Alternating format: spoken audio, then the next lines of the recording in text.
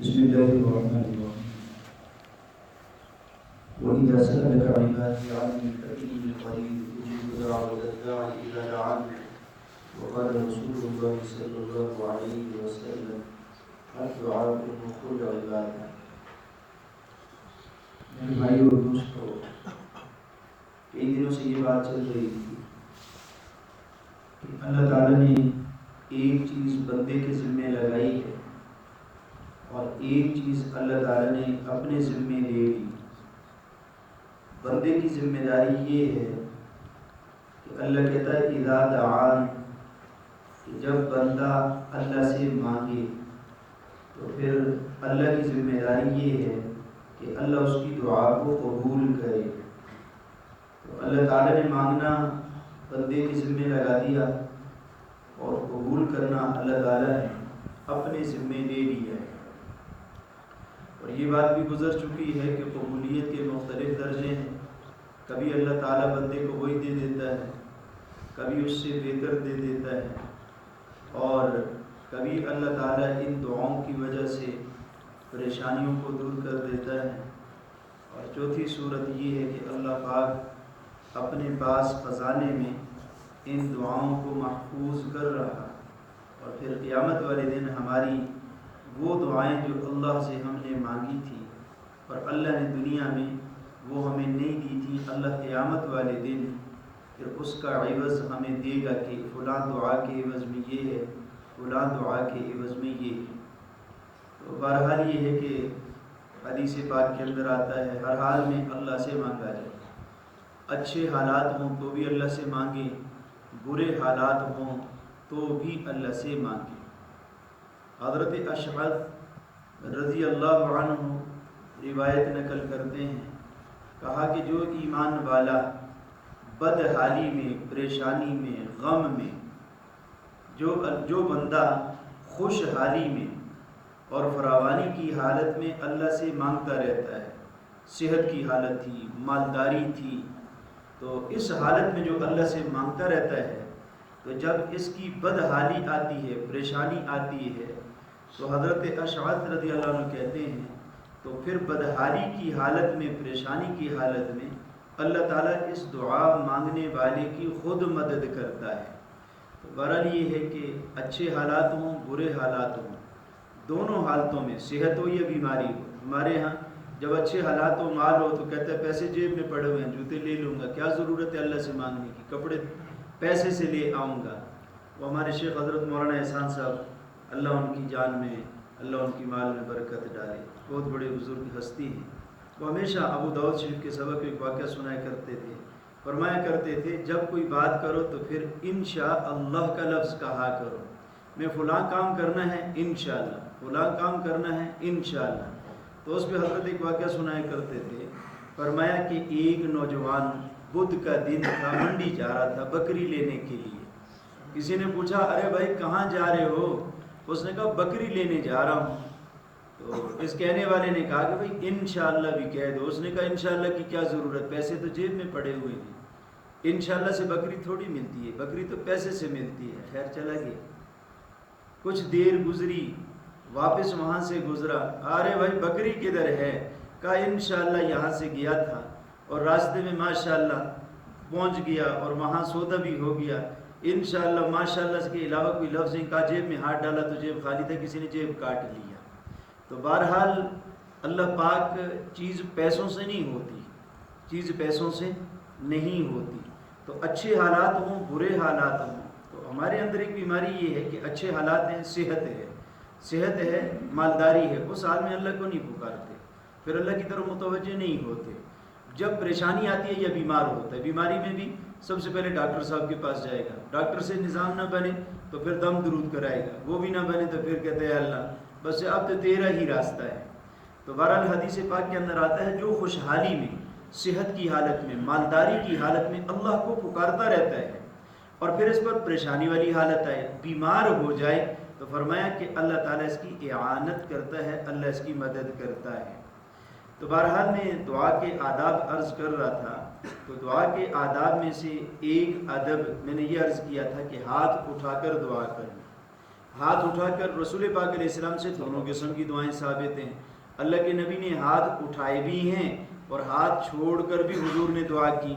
اور ہاتھوں میں بھی دو کیفیت ہیں. ایک تو یہ کہ ایسے تھوڑا سا ہاتھوں کو ملا لیں, اللہ کے نبی سے یہ بھی ثابت. اور یہ ہے کہ ایسے اس طرح درمیان میں فاصلہ ہو اور یہاں اپنے سینے سے اٹھاتے اٹھاتے دعا کرتے ہوئے اور یہ ایسے سر سے اوپر تک لے جائے. اللہ کے نبی سے عموماً یہ والی صورت ثابت ہے کہ ہاتھ کھلے ہوئے تھے حضور کے. البتہ فقہا نے یہ بھی لکھا ہے کہ ہاتھ تھوڑے سے یہاں ایسے ملے ہوں تو بھی یہ بھی نبی کی سنت ہے, لیکن عموماً جو مزاج تھا حضور کا ایسے ہاتھ رسول پاک صلی اللہ علیہ وسلم کے کھلے ہوتے تھے. اگلا قبلہ رخ ہو کر دعا کرنا, یہ بھی نبی علیہ السلام سے ثابت ہے. اور قبلے کی مخالف سمت میں کھڑے ہو کر, یہ بھی حضور سے ثابت. عام طور پر رسول پاک علیہ السلام جب دعا کرتے تھے تو رسول پاک علیہ السلام اپنے رخ کو قبلے کی طرف کر لیتے تھے. حضرت عمر رضی اللہ عنہ کہتے ہیں میں نے رسول پاک علیہ السلام کو بدر کے میدان میں دیکھا جب حضور نے دیکھا کہ کافروں کی تعداد 1000 ہے اور مسلمان ان کے مقابلے میں بہت تھوڑے ہیں, 313 ہیں. تو کہا میں نے رسول پاک علیہ السلام کو دیکھا کہ رسول پاک علیہ السلام قبلہ رخ ہو کر بیٹھ گئے اور بیٹھ کر رسول پاک علیہ السلام نے دعا شروع کی, اللہم زدنا ولا تنقصنا. بیٹھ کر قبلہ رخ ہو کر حضور نے دعا کی تھی, اللہم زدنا ولا تنقصنا, اے اللہ تو ہماری تعداد کو بڑھا دے, ہمیں کم نہ کرنا. تو رسول پاک علیہ السلام نے بیٹھ کر قبلہ رخ ہو کر دعا کی. ایسے ہی کئی مواقع پر رسول پاک علیہ السلام نے بیٹھ کر قبلہ رخ ہو کر دعا کی اور کھڑے ہو کر بھی حضور سے دعا ثابت ہے. اور جیسا کہ میدان عرفات میں رسول پاک صلی اللہ علیہ وسلم نے کھڑے ہو کے دعا کی. مزدلفے میں تھے رسول پاک علیہ السلام تو کھڑے ہو کر رسول پاک صلی اللہ علیہ وسلم نے دعا کی اور قبلہ رخ نہیں تھے اس پہ. اور جب بیت اللہ میں پہنچے طواف کیا, طواف کے بعد دعا کی باری آئی تو رسول پاک صلی اللہ علیہ وسلم نے کھڑے ہو کر دعا کی ہے, لیکن حضور علیہ السلام کا رخ قبلے کی طرف تھا. تو بہرحال یہ ہے کہ عمومی مزاج رسول پاک علیہ السلام کا بیٹھ کر قبلہ رخ ہو کر دعا کرنے کا تھا, لیکن کھڑے ہو کر اور قبلے کی مخالف سمت یا دائیں بائیں یہ بھی رسول پاک علیہ السلام سے ثابت ہے. ایک قرآن کی آیت ہے اینما تولوا وثم وجہ اللہ, اس میں اللہ بتاتا ہے جہاں کہیں بھی تم اپنا منہ کرو گے اللہ وہیں ہے. تو علماء نے لکھا ہے قبلے کی طرف رخ کا ہونا دعا میں ضروری نہیں. ایک روایت حضرت انس بن مالک رضی اللہ عنہ کہتے ہیں بڑی قادسالی تھی, جمعے کا دن تھا, رسول پاک صلی اللہ علیہ وسلم خطبہ دے رہے تھے. ایک نوجوان کھڑا ہوا کہ یا رسول اللہ ہمارے حیوانات قادسالی کی وجہ سے مر رہے ہیں, آپ اللہ سے دعا کریں اللہ بارش کرے. تو رسول پاک علیہ السلام ممبر پہ کھڑے تھے اور ممبر پہ کھڑے ہونے کا مطلب یہ کہ حضور کا رخ قبلے کی بالکل مخالف سمت میں تھا. رسول پاک صلی اللہ علیہ وسلم نے دعا کر دی. تو صحابی رسول کہتے ہیں دعا کی کا یہ اثر تھا کہ آسمان پہ بادل آئے, بارش برسنا شروع ہوگی اور پورا ہفتہ بارش برسی. ایک ہفتے کے بعد جب اگلا جمعہ آیا تو اس شخص نے پھر حضور سے عرض کیا کہ یا رسول اللہ آپ دعا کریں, اب تو ہمارے گھر گرنا شروع ہو گئے. تو رسول پاک علیہ السلام قبلہ رخ نہیں ہوئے, وہیں پہ حضور نے کہا اللہم حوا الینا ولا علینا, اے اللہ ہمارے ارد گرد تو بارش ہو, ہمارے اوپر نہ بارش برسانا. تو بہرحال یہ ہے کہ اللہ کے نبی سے کھڑے ہو کر بیٹھ کر قبلہ رخ ہو یا نہ ہو دعا جو ہے رسول پاک علیہ السلام سے ثابت ہے. اور ایک مسئلے کی وضاحت کرتا چلوں, جن بھائیوں کو اللہ حضور کے روزے پہ جانے کی توفیق دیتے ہیں, جو جاتے ہیں یا آئندہ چلے جائیں, جو گئے ہیں پہلے انہوں نے دیکھا ہوگا کہ وہاں رسول پاک علیہ السلام کے روزے پر کھڑے ہو کے وہ دعا نہیں کرنے دیتے. وہ جو کرائے کے ٹٹو انہوں نے رکھے ہوئے ہیں وہ کہتے ہیں نہیں قبلے کی کے بغیر دعا کرنی ہے تو قبلے کی طرف رخ کر لو. تو حضور کے روزے کی طرف منہ کر کے دعا کرنا جائز نہیں. میں ہاتھ اٹھانے کا نہیں کہہ رہا, میں دعا کرنے کا کہہ رہا ہوں. تو یہ بات ذہن میں رکھیں کہ جس طرح ربنا آتنا دعا ہے, ربنا ظلمنا انفسنا دعا ہے, لا الہ الا انت سبحانک دعا ہے, ایسے ہی درود بھی دعا ہے. جو ہم حضور پر درود بھیجتے ہیں یہ بھی دعا ہے. تو دعا درود بھی دعا ہے, اور رسول پاک علیہ السلام کے روزے پر ہم درود بھیجتے ہیں یا کھڑے ہو کر دعا کرتے ہیں, وہ نبی سے ہم نہیں مانگتے اللہ سے ہیں.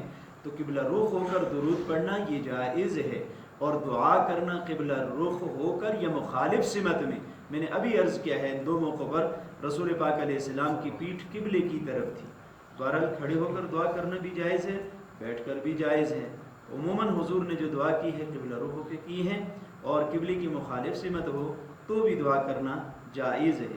آخری بات یہ ہے کہ عموماً ہمارے تبلیغ والے حضرات جب ایک دوسرے سے ملتے ہیں یا ایک دوسرے سے جدا ہوتے ہیں تو کہتے ہیں بھائی دعا میں یاد رکھنا. تو یہ بھی میرے نبی کی سنت ہے, یہ بھی میرے نبی کی سنت ہے. حضرت عمر رضی اللہ عنہ فرماتے ہیں مجھے رسول پاک علیہ السلام نے عمرے کے لیے روانہ کیا, تو جب میں جانے لگا تو مجھے حضور نے فرمایا کہ لا تنسانی فی دعائک یا اخی, ارے چھوٹے بھائی مجھے اپنی دعا میں مت بھولنا. لا تنسانی فی دعائک یا اخی, اے بھائی تو مجھے اپنی دعا میں مت بھولنا. تو بہرحال یہ ہے کہ جب ملاقات ہو دوسرے سے جدا ہوں تو ایمان والے سے یہ عرض کر دیں میرے لیے بھی دعا کریں, کیونکہ اپنی قبول ہو یا نہ ہو دوسرے نے جو میرے لیے کی ہے اللہ کی ذات سے ہمیں امید ہے کہ وہ دعا قبول کرے. الحمدللہ.